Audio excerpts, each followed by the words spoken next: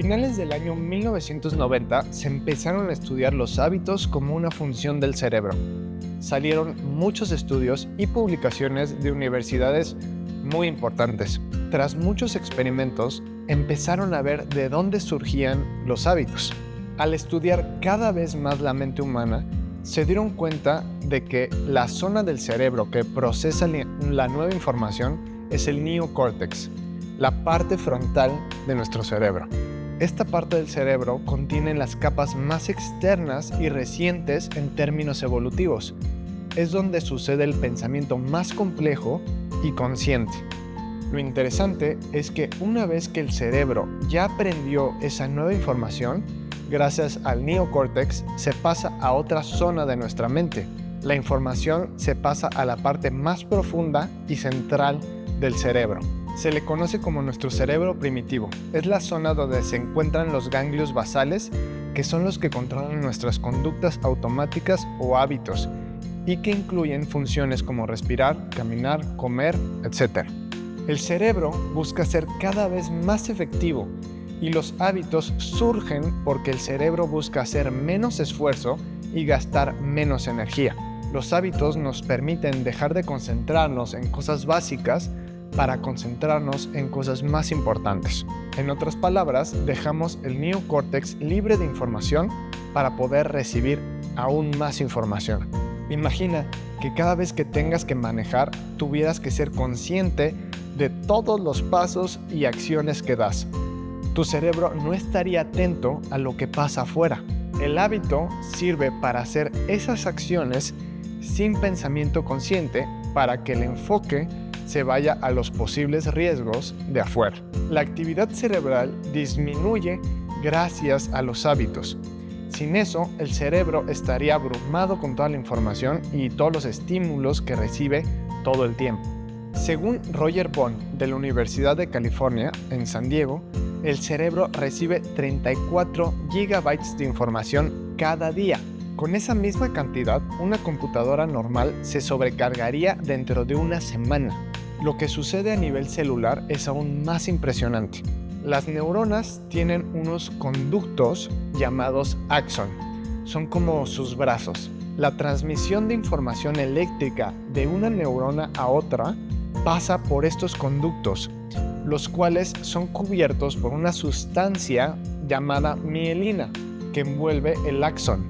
La mielina envuelve y protege las conexiones de las células nerviosas justamente para aumentar la velocidad de transmisión del impulso nervioso. Es como un aislante en los cables eléctricos y previene la pérdida de energía de las señales eléctricas que el cuerpo manda. Gracias a esto, las señales se mueven más efectivamente a través de los caminos neuronales. Mientras más capas de mielina, más efectivo y rápido será el pensamiento o acción. Un hábito es un camino neuronal que ha usado tanto que se recubre de mielina para que cada vez sea más eficiente su camino. Mientras más usamos un conducto neuronal, más crecerá gracias a esa sustancia. Estos caminos neuronales eficientes es lo que hace que músicos o atletas sean excelentes. Se repite tanto el patrón que se convierte en un hábito y se crea un camino neuronal sumamente grueso. La desventaja es que reduce nuestra capacidad de cambiar y de adaptarnos. Este proceso de mielinización sucede durante la adolescencia principalmente. Lo que perdemos de flexibilidad mental lo ganamos en velocidad y eficiencia. Cuando emerge un hábito, todo es en automático, no se piensa y el cerebro deja de participar en las decisiones. El cerebro identifica la rutina y activa en automático sus zonas correspondientes para generar una acción, una emoción o incluso patrones de pensamiento. Lo malo de los hábitos es que el cerebro no reconoce qué hábitos son malos y buenos para nosotros. La mente no distingue cuáles nos harán daño con el paso del tiempo. El cerebro trata de que todo se convierta en un hábito porque busca hacerse cada vez más eficiente. Incluso acciones negativas se convierten en hábitos y muchas veces son inconscientes. El 40% de nuestros comportamientos diarios son hábitos. Muchas de nuestras emociones son simplemente reacciones por un hábito. Los circuitos en el cerebro creados por las emociones son igual de tangibles que los circuitos neuronales para las acciones. Por eso, si queremos un cambio en nuestra vida, lograr nuestras metas o vivir más plenos, primero necesitamos enfocarnos en los hábitos. Necesitamos enfocarnos en lo que pasa automáticamente en nuestro subconsciente. De nada sirve estar conscientes de que algo nos hace daño o de que deberíamos de cambiar cierto aspecto en nuestra vida si no somos capaces de cambiar el hábito mental. Para cambiar nuestra vida efectivamente, tenemos que cambiar nuestros hábitos y conexiones mentales. De eso se trata todo, de hábitos. Entonces, ¿cuál es el origen del hábito? ¿Por qué desarrollamos esta función del cerebro? Los expertos dicen que surgió como un mecanismo que nos ayuda a sobrevivir y a evolucionar. Su propósito principal es repetir aquello que nos ayudó a sobrevivir. Viste comida en un lugar nuevo, te la comiste y gracias a eso te sientes bien y sigues viviendo. El cerebro recuerda esa acción para repetirla y poder cumplir con la primera necesidad de bienestar. La cuestión es que dada nuestra época, ya no queremos solamente sobrevivir, queremos vivir lo más plenos posible. Esta función del cerebro la seguimos teniendo a pesar de que nuestras vidas no peligren como antes. Actualmente, por lo menos la mayoría del mundo ya no vive con grandes peligros en su vida cotidiana. El cerebro no sabe que ya no hay los mismos peligros y riesgos que antes. No obstante, para cualquier cosa es debido a muerte. Es súper exagerado. Para nuestro cerebro, el dolor constante significa que habrá muerte. Entonces, su responsabilidad de mantenernos con vida y con bienestar se lo toma muy en serio y es extremadamente sobreprotector. Por lo mismo, identifica cualquier dolor como un riesgo y quiere evitarlo. En todo momento te quiere proteger y de cualquier peligro y busca el placer para mantenerte bien. La mente inconsciente guía todas las decisiones con base en el dolor o el placer. Definitivamente hace bien su trabajo de mantenerte con vida. Sin embargo, tenemos que entender esta función del cerebro para que no nos limite y podamos vivir plenamente. Si en una ocasión te sientes deprimido por una decepción amorosa o muy estresado por el trabajo, el cerebro querrá evitar ese dolor porque no sabe si puede ser algo mortal. Su forma de evitarlo es por medio del placer y por lo mismo recordará eso que te hizo sentir mejor cuando estabas sufriendo. La vez pasada comer sirvió, entonces ¿por qué no pruebas comer para sentirte mejor? ¿O por qué no te sientas a jugar videojuegos?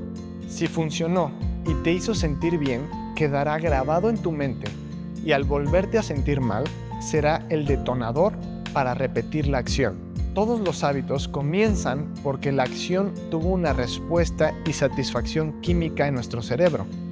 Nos dio placer al liberar dopamina o serotonina, por ejemplo, los likes y mensajes y notificaciones a través de redes sociales en internet nos generan dopamina. Fumar, tomar, apostar también nos generan químicos que nos dan la sensación de placer. Si no obtuviéramos ese beneficio, no repetiríamos el hábito. Quiero que escribas lo siguiente: rutina o acción, una flecha, satisfacción. Esos químicos que obtiene el cuerpo son lo que nos hace querer más porque significa que estamos bien. Lo que no sabe la mente es que a la larga nos pueden hacer daño y se pueden convertir en una adicción. Normalmente al pensar en adicciones pensamos en sustancias como el alcohol, las drogas o la nicotina. La verdad es que la adicción no tiene que ver con sustancias y puede pasar prácticamente con todo. Con videojuegos, con comida, con series, con el internet o con nuestros celulares. Todos somos adictos a algo. Un hábito se convierte en adicción u obsesión cuando es algo que repites sin control y a la larga te afecta. Todas las adicciones nos cuestan tiempo, dinero e incluso relaciones. Hacen peor tu vida. Lo malo es el desbalance y no poder controlarlo. Todo puede ser negativo si dependes de algo externo para experimentar estados de placer. Ahora hay un tema que me gustaría aclarar. Si el hábito empezara por los químicos, comer un solo helado cuando eras niño te haría adicto. Pero eso no pasa. ¿Por qué? La razón por la que no sucede es que un hábito tiene otros componentes. Entre 1950 y 1960 se realizó un estudio científico sobre las adicciones mediante experimentos con ratas. Los animales estaban en pequeñas jaulas aislados. Estando conectadas quirúrgicamente a un aparato, se les enseñó a autoadministrarse drogas al presionar una palanca dentro de la jaula. Los investigadores observaban cómo las ratas activaban el mecanismo repetidamente para consumir cantidades importantes de heroína, morfina o cocaína hasta dejarse morir de hambre o sed con tal de estar dopadas. Los experimentos fueron desalentadores para la humanidad. Cuando los medios se interesaron en los resultados, difundieron la idea de que las drogas te enganchan automáticamente a cualquiera que la consuma. No obstante, si esto fuera cierto, ¿por qué no hay más personas adictas a las medicinas? Actualmente en los hospitales usan un medicamento llamado hidromorfona. Es un analgésico derivado de la morfina y se usa para calmar dolores severos. Si la adicción empezara solamente por los químicos en el cerebro, alguien que se opera y le dan hidromorfona se haría adicto. A finales de los años 70 del siglo pasado, el profesor Bruce Alexander se cuestionó los resultados de los experimentos anteriores. Sabía que las ratas albinas eran criaturas sociales, por lo que se preguntó si él también se perdería en las drogas si estuviera encerrado y no tuviera otra opción. Decidió repetir los experimentos con algunas importantes diferencias. Él y su equipo utilizaron un salón grande de la universidad para realizar el experimento.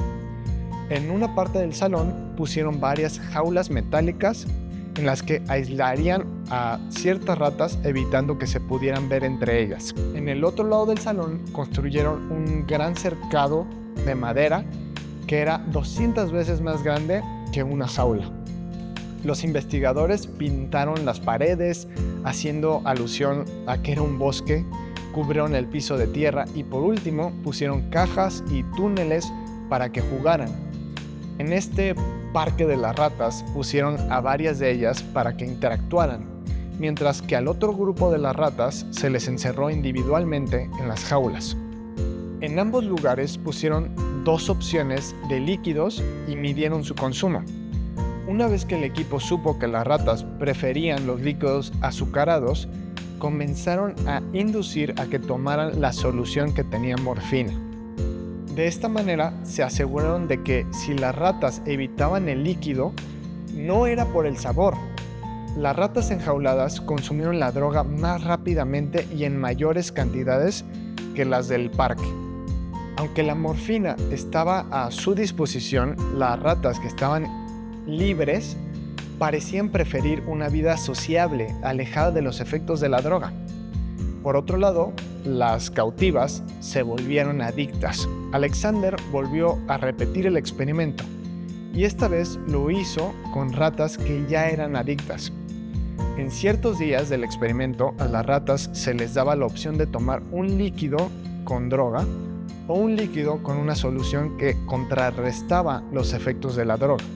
Se dieron cuenta que en el parque algunas de ellas buscaban y eran capaces de curarse. Esto comprobó que el aislamiento fue un factor decisivo para que las ratas consumieran las drogas. Las ratas que vivían en un lugar cómodo y con contacto social presentaban poco apetito por las drogas. Se dieron cuenta que la adicción química no era el único factor que influenciaba los hábitos de las ratas, también afectaba su entorno y la situación. A pesar de que los resultados del experimento nunca llegaron a tomarse muy en serio para solucionar el conflicto de las drogas, Alexander pensó que un factor importante para prevenir la adicción en personas podría ser que vivan en un entorno agradable, social y que no se sientan atrapados. ¿Qué tal si la diferencia entre ser adicto o no fuera la diferencia entre ver tu mundo como un parque o como una jaula. Los traumas o los golpes de la vida son los detonantes para que busquemos algo que nos dé la sensación de alivio. Los hábitos no solo se provocan por la satisfacción de los químicos que recibimos. Para que haya adicción, también debe de haber un déficit psicológico como el aburrimiento, la soledad, el miedo, el enojo, la ansiedad o la depresión. Puedes escribir esta fórmula. Déficit más satisfacción química da adicción. Los déficits se convierten en el factor que detona nuestra adicción. El sentirse deprimido, por ejemplo, detona que queramos comer en exceso cosas que nos hacen daño. ¿De dónde surgen estos déficits? ¿Por qué a veces nos sentimos enjaulados con las emociones? Mi teoría es que estos déficits surgen cuando no cumplimos con nuestras necesidades. Nacen en los momentos en los que nuestras necesidades están en riesgo y no las cubrimos. ¿Cuáles son esas necesidades nuevamente? Número 1, seguridad y supervivencia. Número 2, significar y crecer. Número 3, conexión y amor. Número 4, contribuir y ayudar. Como ya vimos, constantemente nos tenemos que sentir seguros, porque eso significa supervivencia. Ahora puedes escribir este ciclo del hábito ya completo. Necesidad, flecha, déficit, flecha, rutina o acción, da satisfacción. Todas las personas buscamos sentirnos seguras de diferentes maneras.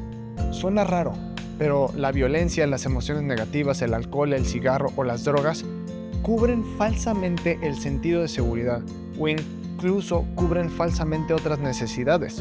Todo lo anterior nos da un sentido de seguridad cuando no la sentimos desde nuestro interior. Lo malo de estas falsas sensaciones de seguridad es que no son duraderas y nos afectan con el tiempo. El cerebro no se da cuenta que los efectos de seguridad no son duraderos. Analicemos un hábito fácil de identificar, por ejemplo, fumar. Actualmente todas las personas que lo hacen saben en cierta medida que les afecta y que es malo para la salud. Como ya sabemos, hacernos conscientes no es suficiente. Tenemos que ir más profundo y encontrar el origen de la adicción. La mayoría de las veces, fumar es un hábito que se construye en la adolescencia. Honestamente, no conozco a nadie que haya empezado con el cigarro a los 30 años. La adolescencia es una época con muchos cambios y es muy estresante para muchos en diferentes formas. Es cuando realmente comienzas a adaptarte a la sociedad. Te sientes vulnerable, construyes tu personalidad y tienes un caos hormonal. Por lo mismo, es cuando se ven más comprometidas nuestras necesidades de seguridad, de ser únicos o de conexión con los demás. Cuando llegas a una fiesta, es posible que no sientas cubierta ninguna de tus necesidades. Te sientes inseguro, no te sientes importante y te cuesta trabajo conectar con otras personas. Como dijimos anteriormente, el posible rechazo se convierte en un peligro de supervivencia para nuestra mente. En esos momentos de inseguridad, descubres el cigarro y al fumar te relajas, te desestresas y a partir de ese momento te sientes más seguro. Fumar liberó los químicos necesarios en tu cerebro. Si fumar te ayudó a eliminar ese dolor del estrés, el cerebro lo registra y la próxima vez que tengas el déficit emocional, el cerebro intentará hacer esa misma rutina de fumar nuevamente y así cubrir la necesidad. Para entender cómo funciona el hábito, vamos a ver un ejemplo. Tienes tu necesidad de seguridad y el déficit es sentir que no eres suficiente. Entonces, ¿qué haces? ¿Cuál es la acción? Fumas. ¿Y qué obtienes como resultado? El desestrés. Otro ejemplo para que puedas entender mejor, porque todos tenemos diferentes formas y hábitos de conseguir esas necesidades. Entonces, tu necesidad de seguridad. ¿Cuál es el déficit? Sentirte que no eres suficiente. ¿Y cuál es el hábito o acción? Es la violencia. ¿Y qué obtienes? Seguridad o poder. Los malos hábitos pueden ser incluso solamente mentales y emocionales. Cuando no hay acción, al mal hábito se le conoce como obsesión. Hay personas adictas a los problemas, a ser víctimas o estar tristes. Una persona que se siente sola quiere cubrir su necesidad de conexión, entonces constantemente crea problemas o se hace la víctima para que la gente la voltee a ver. Entonces, con este ejemplo, ¿cuál es la necesidad? Conexión. ¿Cuál es el déficit? Sentirse solos. ¿Y cuál es el hábito o acción? Crear problemas. ¿Y qué obtienes? ¿Cuál es la satisfacción? La gente te voltea a ver o compruebas esa seguridad. Cualquier hábito se puede dividir o plantear de la forma en la que se ha ido demostrando. ¿Qué otro hábito negativo puedes fragmentar en este proceso? Me gustaría que tomes un tiempo para identificar y pensar en algo personal. ¿Qué hábito negativo tienes? Una vez que hay una adicción o un hábito negativo, ¿cómo lo cambiamos? ¿Cómo podemos cambiar las creencias limitantes que se convirtieron en hábitos mentales? El reto aquí es que no podemos simplemente eliminar los hábitos de nuestra memoria. Los hábitos no desaparecen. Todo se queda guardado en nuestro disco duro, como si fuera una computadora.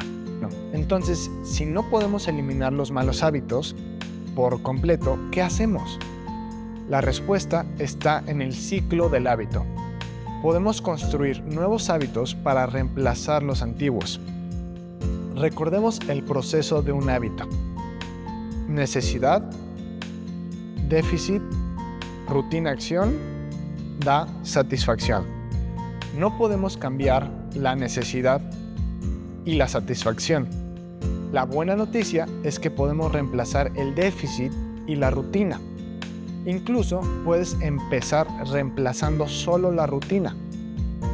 Te haces consciente del déficit y puedes reemplazarlo por un hábito positivo. Nos podemos dar cuenta de qué es lo que nos estresa, luego observamos la rutina negativa que tenemos como respuesta y lo reemplazamos por una acción positiva, como el deporte. Al hacernos conscientes, ya es mucho más fácil cambiar o sustituir un hábito. Ahora, esto no será fácil, porque tu cerebro creó una conexión neuronal muy fuerte. Y al inicio será difícil que el cerebro se vaya por otro camino neuronal. El punto es buscarlo constantemente gracias a la conciencia. El primer paso para crear cambios es identificar la rutina y aceptarla. Si ves claramente el déficit y el hábito, con el tiempo podremos reemplazarlo. La conciencia es como un músculo y tenemos que entrenarla. Se puede entrenar a través de la meditación o con prácticas meditativas como el yoga. Mientras más conciencia desarrollas, te será más fácil identificar las emociones negativas que detonan los hábitos para que los puedas cambiar. Creemos saber qué emociones son las que tenemos en todo momento, pero la realidad es que muy pocas veces estamos completamente atentos de lo que sentimos en el presente. Si en este momento revisas el chat de tu celular, ¿cuáles son los emoticons más recientes? ¿Coinciden con las emociones que crees haber tenido estos últimos días? Otro pequeño ejercicio para ejercitar nuestra conciencia puede ser poner diferentes alarmas durante el día y cuando suene, tomas un tiempo para identificar la emoción que tienes en ese momento. Lamentablemente, nuestro trabajo para cambiar el hábito no acaba una vez que te haces consciente. La conciencia sucede en una parte del cerebro llamada corteza prefrontal. Esta zona es la primera parte del cerebro que se desactiva cuando hay emociones intensas o estamos estresados. Saber no es suficiente. Lo más importante es lo que haces a partir de ese conocimiento. En la siguiente lección vamos a hablar de la segunda necesidad, significar.